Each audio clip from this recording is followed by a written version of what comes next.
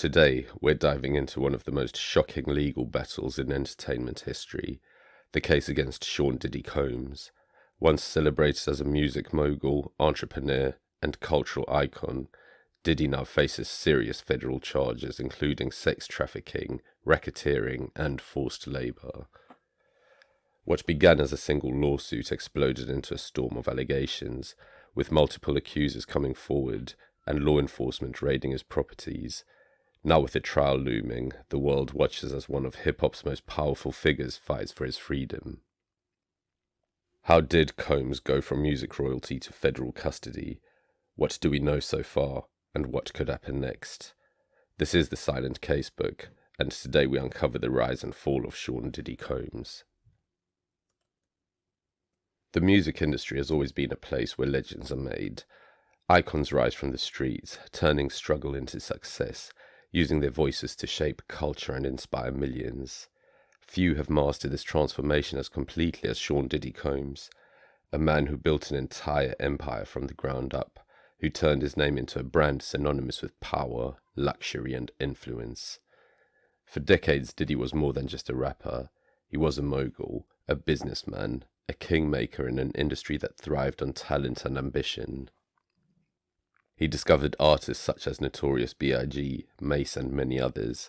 He shaped careers and redefined hip-hop culture.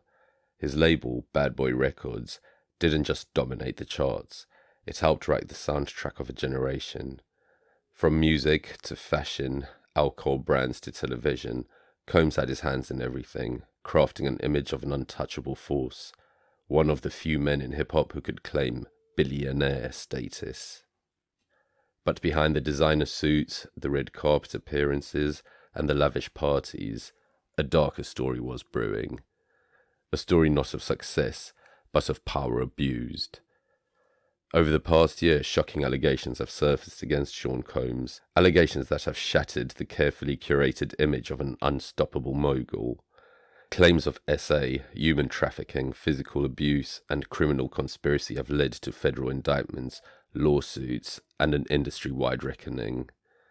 The man who once stood at the top of the music world is now fighting for his freedom, his empire crumbling beneath him. How did it come to this? How does one of the most powerful men in entertainment go from a symbol of wealth and influence to the accused at the center of one of the biggest scandals in music history?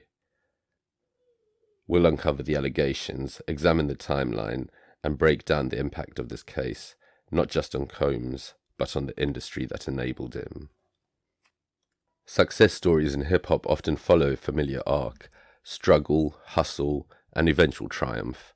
Few embodied this narrative more completely than Sean Combs.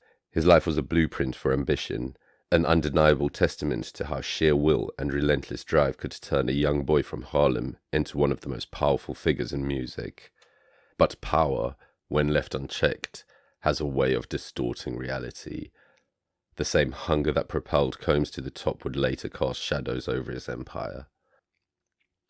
Sean Combs was born on November 4th, 1969 in Harlem, New York, a city known for its energy, its ambition, and its unforgiving streets. His father, Melvin Combs, was a figure deeply entrenched in the underworld, rumoured to have connections to infamous drug kingpin Frank Lucas. But that world came at a cost. When Sean was just 2 years old, his father was gunned down in a drive-by shooting, a victim of the very life he had chosen. Raised by his mother Janice Smalls, a model and teacher's assistant, Sean grew up with an unwavering sense of determination.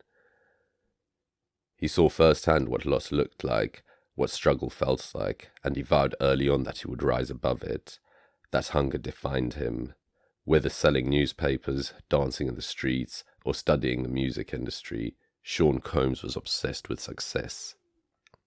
Unlike many of his peers in hip-hop, Combs didn't start as an artist. He started as a student of the game. He attended Howard University, a historically black college in Washington, D.C., where he studied business administration. But Combs wasn't the kind of person content with classroom learning. He had bigger plans, and sitting in lectures wasn't going to get in there fast enough. He dropped out and talked his way into an internship at Uptown Records, one of the most important R&B labels of the early 90s, and that's where everything changed. Combs had a gift, not just for spotting talent, but for understanding what made people move. He helped shape the careers of artists like Mary J. Blige and Jodeci, crafting a sound that was both raw and polished, streetwise yet commercial. He was relentless, driven, and fearless, and it paid off. He climbed the ranks quickly, earning a reputation as a visionary. But with ambition comes conflict. His aggressive style clashed with Uptown's leadership, and in 1993, despite his undeniable contributions, he was fired. For most people, that would have been a devastating setback, but for Combs, it was just fuel. Being fired from Uptown wasn't a loss, it was an opportunity. That same year, Combs launched his own label, Bad Boy Records, and with that, he changed hip-hop forever. His first major signing was a Brooklyn rapper named Christopher Wallace, better known as the Notorious B.I.G. The collaboration was electric. Biggie's debut album in 1994, Ready to Die, was a cultural earthquake, hard-hitting, cinematic, and deeply personal. It didn't just put Biggie on the map, it turned Bad Boy Records into a powerhouse overnight. Combs had a formula: polished beats, R&B-infused hooks, and larger-than-life personas. It worked. He signed artists like Mace, 112, Faith Evans, and Total, crafting an entire movement. Bad Boy wasn't just a label anymore, it was a lifestyle. But while Combs was building an empire, the world around him was shifting. The mid-90s brought hip-hop's most infamous conflict, the East Coast versus West Coast feud. At the heart of it were Bad Boy Records on one side and Death Row Records led by Suge Knight on the other. The feud escalated with diss tracks, media-fueled animosity, and violent confrontations. And then, the unthinkable happened. On September the 7th, 1996, Tupac Shakur was shot multiple times in a drive-by shooting in Las Vegas, Nevada, after attending a Mike Tyson boxing match at the MGM Grand. Earlier that night, Tupac and members of Death Row Records, including Suge Knight, were involved in a physical altercation with Orlando Anderson, a known member of the Southside Compton Crips.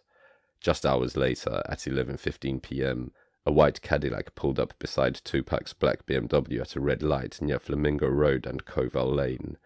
A gunman opened fire, hitting Tupac 4 times, including once in the lung. Suge Knight, who was driving, was grazed by a bullet but survived. After 6 days in the hospital, Tupac succumbed to his injuries on September the 13th, 1996. His murder remains one of the most infamous unsolved cases in hip-hop history, though theories persist regarding gang retaliation, internal conflicts at Death Row Records, and even police corruption. Just 6 months after Tupac's murder, on March the 9th, 1997, the Notorious B.I.G., Christopher Wallace, was shot and killed in a drive-by shooting in Los Angeles, California. He'd been in town promoting his upcoming album, Life After Death, and attended the Soul Train Music Awards the night before, after leaving a Vibe magazine after-party at the Peterson Automotive Museum at around 12:30 a.m., Biggie's GMC Suburban was stopped at a red light on Wilshire Boulevard. A dark Chevrolet Impala pulled up beside him, and an unidentified gunman fired 4 shots into the vehicle.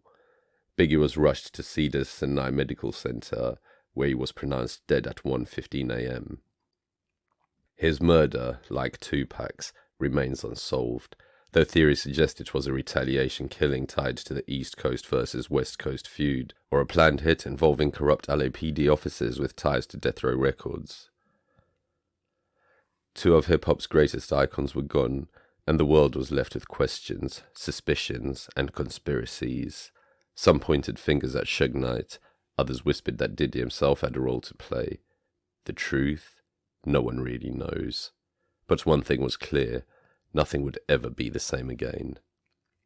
In the aftermath of Biggie's death, Combs transformed himself yet again. He released I'll Be Missing You, a heartfelt tribute to Biggie which became a worldwide hit. That same year, he fully stepped into the spotlight as an artist, rebranding himself as Puff Daddy.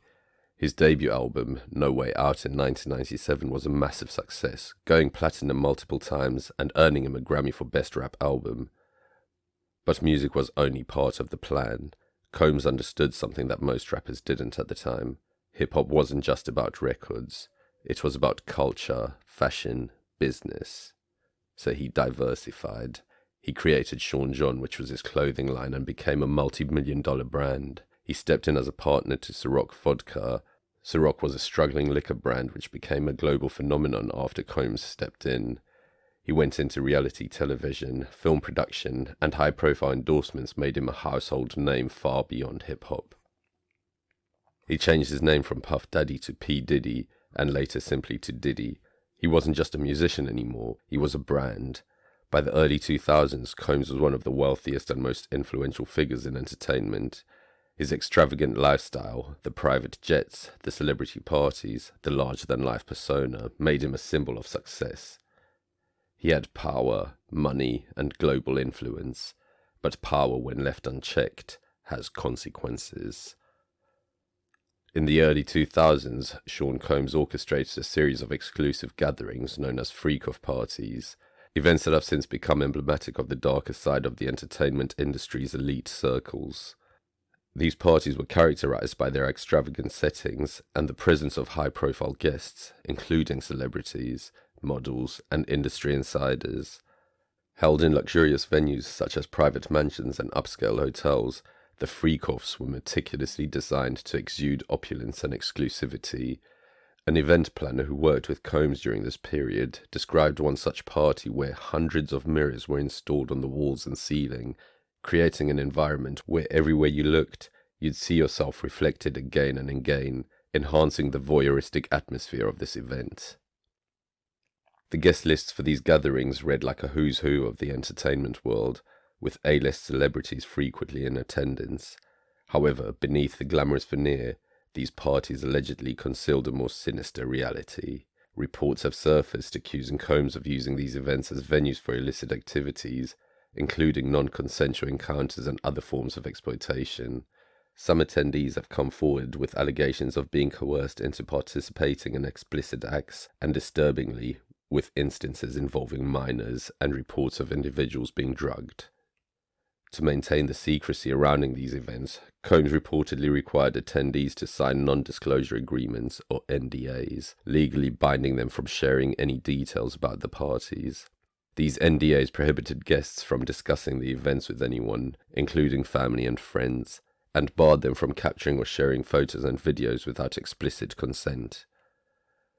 As investigations into Combs' activities have intensified, these freak-off parties have come under increased scrutiny, with authorities and legal representatives examining the extent of the alleged misconduct that occurred during these gatherings.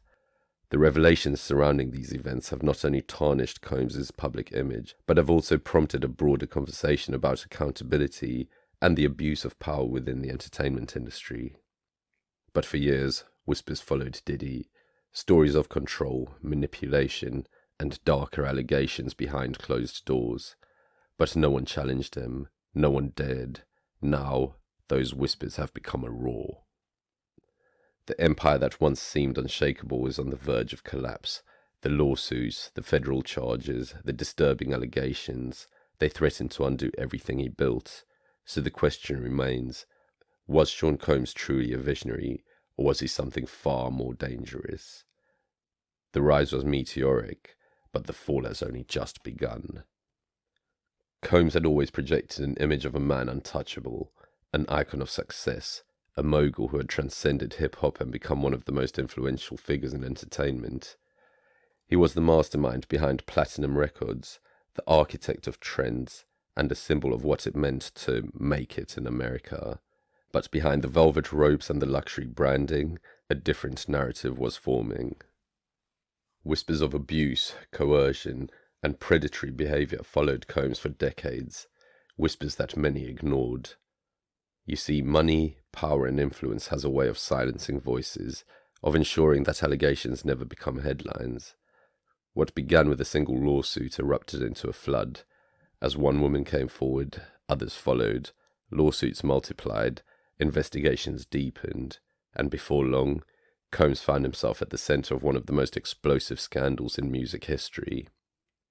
This is a timeline of the allegations, a look at the claims that have turned one of hip-hop's most powerful men into an accused predator, fighting for his legacy, his fortune, and his freedom.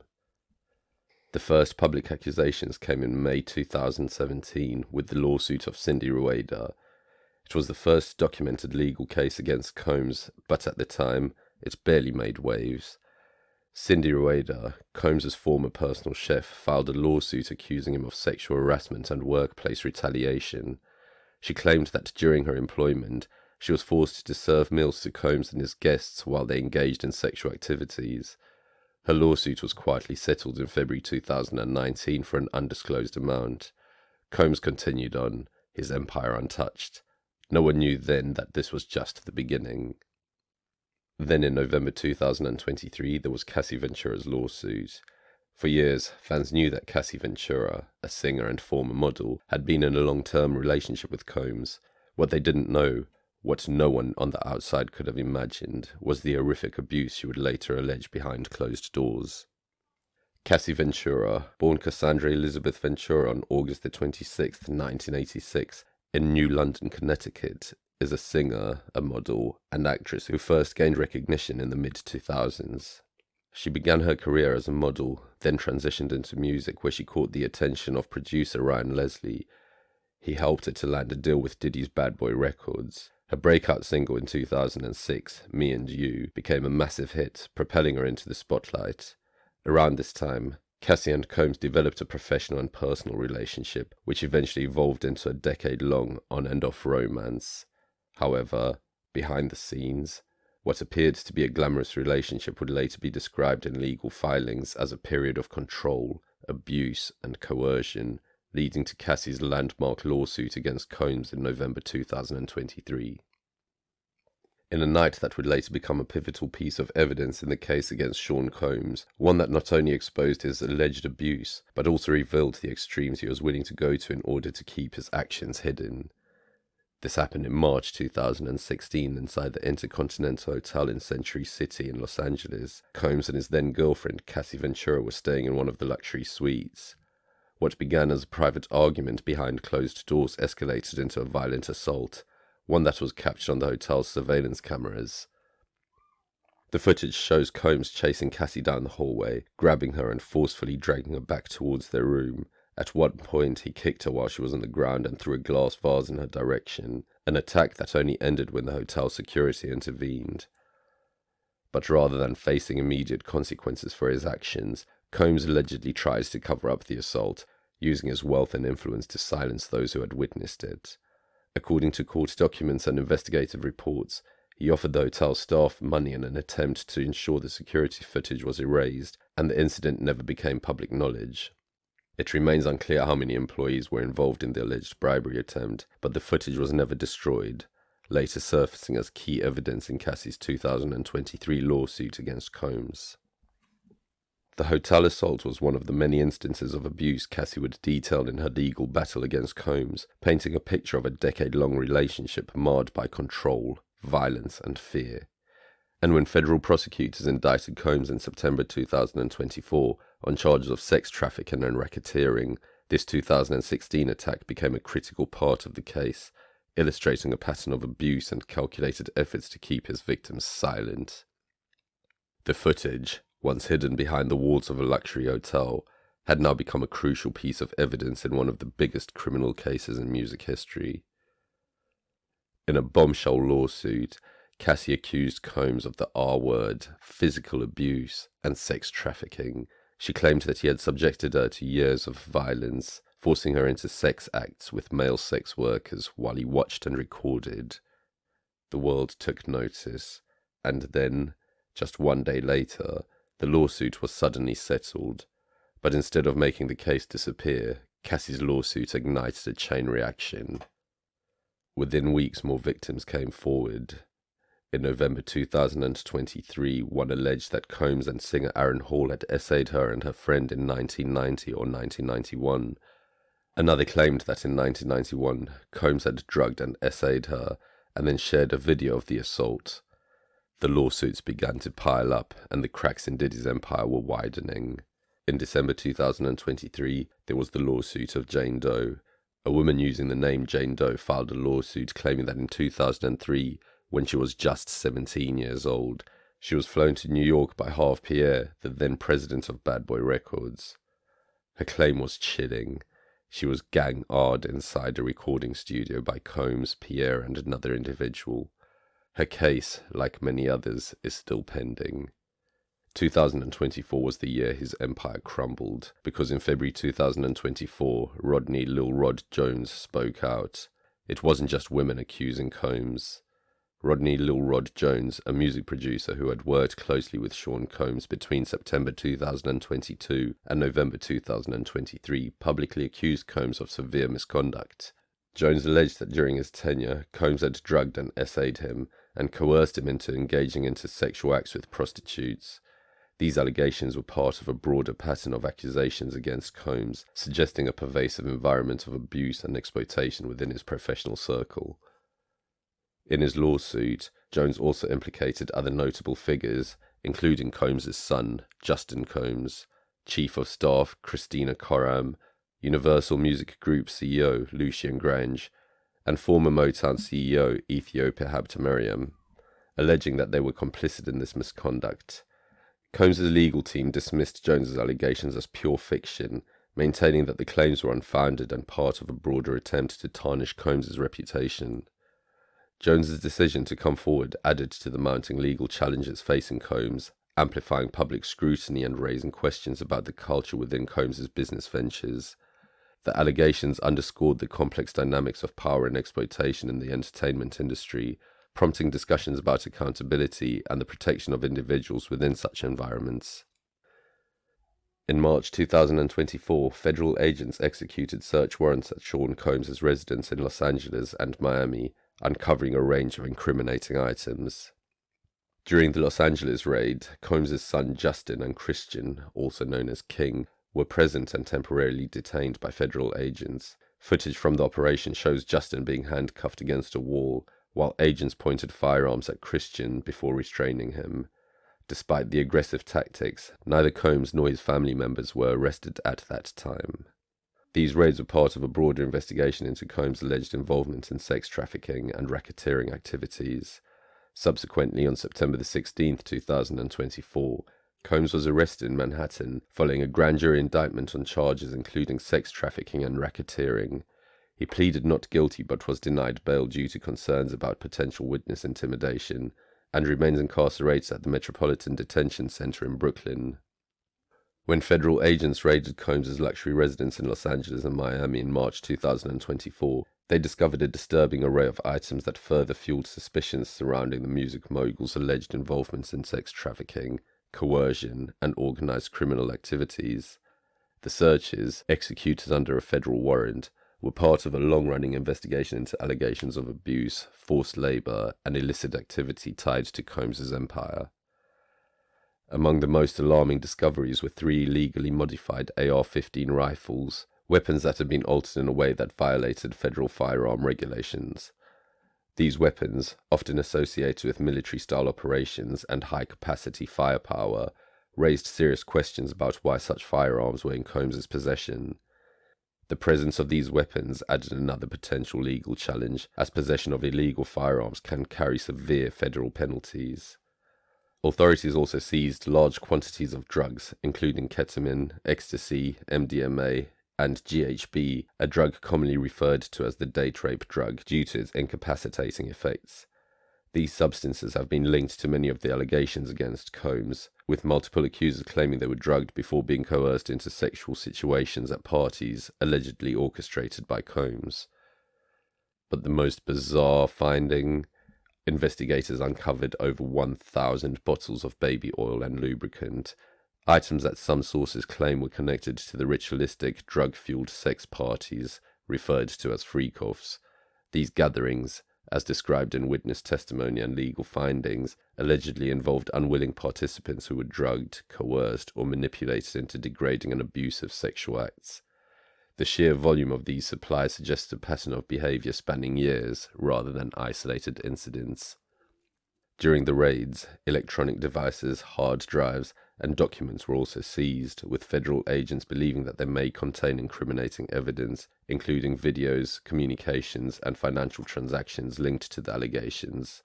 Authorities are now analysing the data in hopes of uncovering further proof that this could support the federal sex trafficking and racketeering case against Combs. The findings from the raids shattered any remaining illusions that the accusations against Combs were baseless. The combination of illicit drugs, illegal weapons, and evidence of possible organised criminal activity painted a deeply troubling picture of what had allegedly been happening behind closed doors in the world of one of hip-hop's most powerful figures. But by mid-2024, the number of lawsuits against Combs had only skyrocketed. In May 2024, Crystal McKinney, a model, accused Combs of essaying her in 2003. Then in June 2024, Derek Lee Cardello Smith filed a case in Michigan, claiming Combs had essayed him at a party in 1997. Following that, in September 2024, Dawn Richard, a former member of Danity Kane, sued Combs for sex trafficking, false imprisonment, and abuse. And then came the biggest bombshell yet.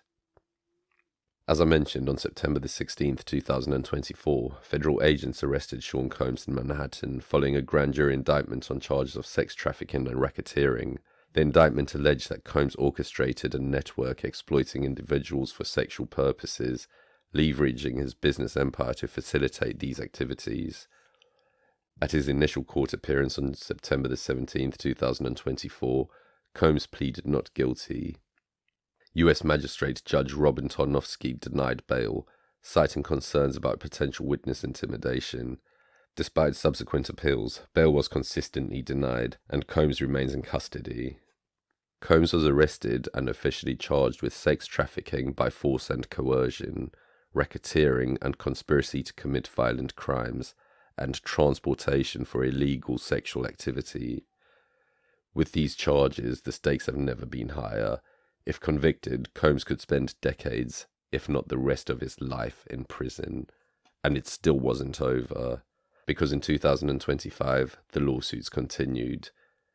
In February 2025, a male escort, John Doe, sued Combs, claiming that in 2012 he was drugged, essayed, and later threatened by the music mogul. Also in February 2025, Kirk Burroughs, a former Bad Boy executive, claims that Combs had abused, threatened, and coerced him for over a decade. And then in March 2025, another layer was added to the case. In a new superseding indictment, federal prosecutors accused Combs of forced labor violations, claiming that he coerced employees into working grueling hours through threats of violence and financial ruin. He also used psychological manipulation to control individuals in his inner circle, and at least one employee was forced into sexual acts as part of this pattern of abuse. If proven, this could paint Combs as far more than just an alleged predator. It could depict him as the ringleader of an organized criminal enterprise. It was no longer just about sex trafficking, it was about total control. What started as a civil lawsuit from individual accusers quickly spiraled into something much bigger. The allegations grew louder, more damning, and more numerous, and soon, Combs wasn't just facing lawsuits, he was fighting for his freedom in a federal court. As I mentioned, Combs was denied bail. Combs' legal team scrambled to secure his release on bail, arguing that he wasn't a flight risk.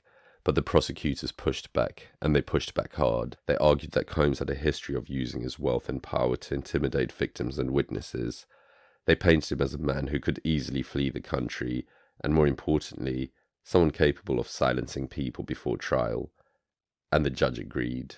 Combs was denied bail and ordered to remain in custody at the Metropolitan Detention Center in Brooklyn while awaiting trial. For the first time in his life, Diddy was no longer in control. But from the moment the allegations surfaced, Combs denied everything. His legal team, led by high-powered defense attorneys, called the lawsuits cash grabs, dismissing the allegations as financially motivated attacks. But now that the charges had reached federal court, his strategy had to change. Combs' lawyer went on the offensive, filing motions to suppress evidence obtained in the raids, arguing that it violated his constitutional rights. They also challenged the credibility of the accusers, claiming inconsistencies in their past statements. They also discredited cooperating witnesses, alleging they had financial incentives to testify against Combs. But despite these efforts, the case against Combs was only getting stronger. More victims were coming forward. and investigators were reportedly preparing additional charges. The empire was crumbling at an unstoppable pace, and soon so would his defense team. As the legal pressure intensified, cracks began forming within Diddy's own defense team. In February 2025, Anthony Rico, a high-profile criminal defense attorney, announced he was withdrawing from the case. His reasoning? Under no circumstances can I continue to effectively serve as counsel for Sean Combs. While Rico declined to elaborate on his decision, the move was damning. It suggested serious internal challenges within Diddy's legal camp. With a May 2025 trial date looming, the loss of a key attorney raised serious questions about how Combs' remaining legal team would handle the mounting allegations. However, if convicted, Sean Combs could spend the rest of his life in a federal prison. The sex trafficking charge alone carries a minimum mandatory sentence of 15 years. Given the scale of allegations, prosecutors could push for a life sentence. And beyond prison time, his empire is collapsing before his eyes. Bad Boy Records and Revolt TV could face massive lawsuits from victims. All major endorsement deals and partnerships have already been severed. Streaming platforms and music labels have begun distancing themselves from his brand. The case against Sean Combs isn't just about one man. It's about the culture of silence in the music industry. It's about what happens when power is unchecked for too long. It's about a reckoning. And as Combs sits in his Brooklyn jail cell, awaiting a trial date that could define his legacy forever, the industry is left to ask itself one thing: how many others have gotten away with it? Because if even someone as powerful as Diddy can fall, then maybe, just maybe, no one is untouchable anymore. In the world of business, affiliation is everything. When controversy strikes, companies move quickly to protect their own brands. And in the wake of the allegations against Combs, the corporate world wasted no time in cutting ties. On November 2023, Macy's removed all Sean John merchandise from its stores and online platforms, effectively ending their long-standing partnership with Combs.